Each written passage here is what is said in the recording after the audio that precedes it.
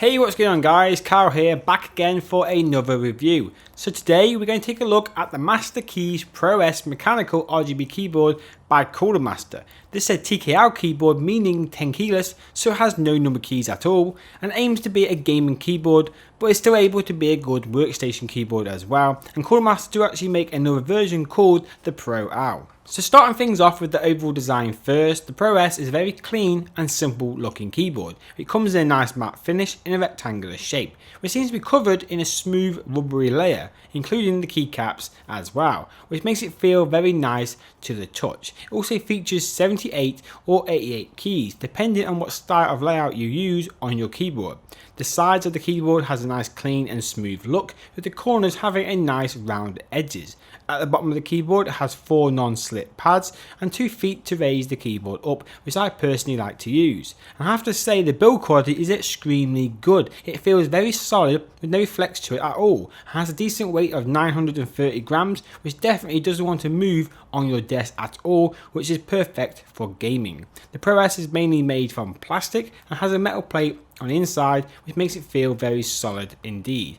It also doesn't feature any sort of wrist rest support though, which I personally don't mind, but it would be nice to have one as an option for people to use. And also it has no headphone out or extra USB ports, just a single mini USB port to connect to your PC.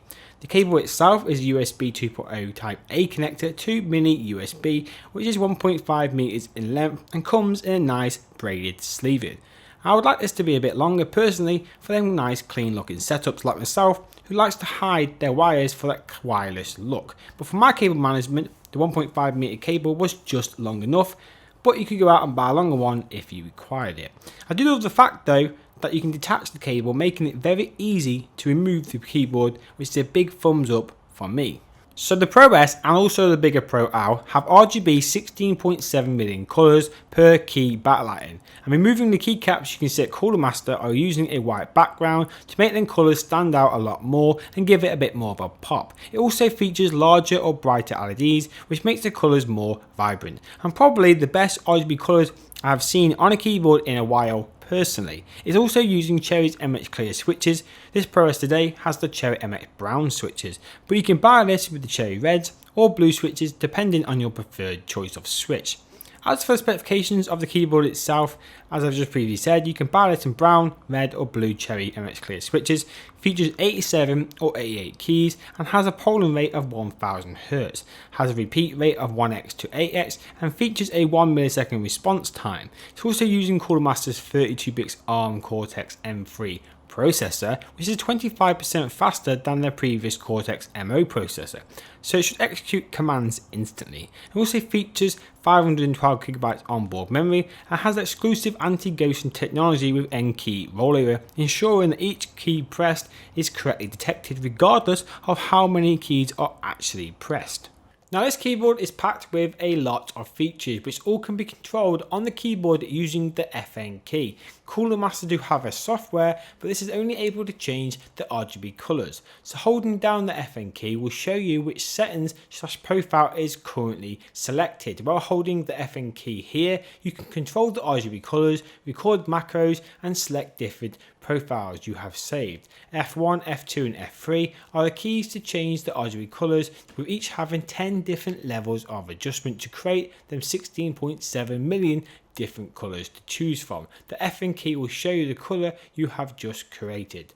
F4 key will change from a range of different lighting modes, such as a rainbow colour wave effect, a cross mode effect or even a star mode effect, which I personally like to use, and many more to choose from.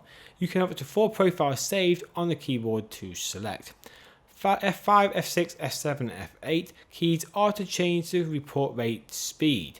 F9 key is disable or enable the Windows key, and F10 is for you to use to customize each individual key color to whichever color you want. And F11 and F12 are for recording and deleting macros on the keyboard. Codemaster do have a nice tutorial on how to actually use and control all these features on the keyboard, which is very simple but does take time to use, and I'll leave a link in the description to you guys check out if you wish after the video.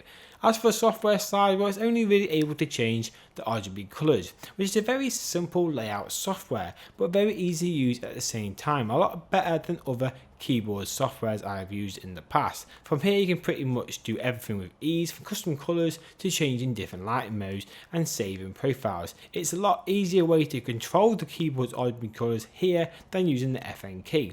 So overall the Pro S is a very solid keyboard. For gaming it felt very good to use with them Cherry MX Brown switches. I do feel this is starting to become my daily keyboard from now on. The only bad point I can say is there's no wrist support again and extra USBs, which again is not really a big problem.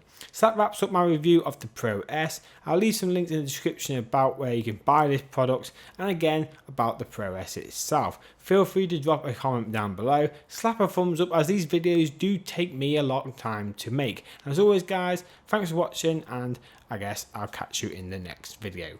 Bye guys.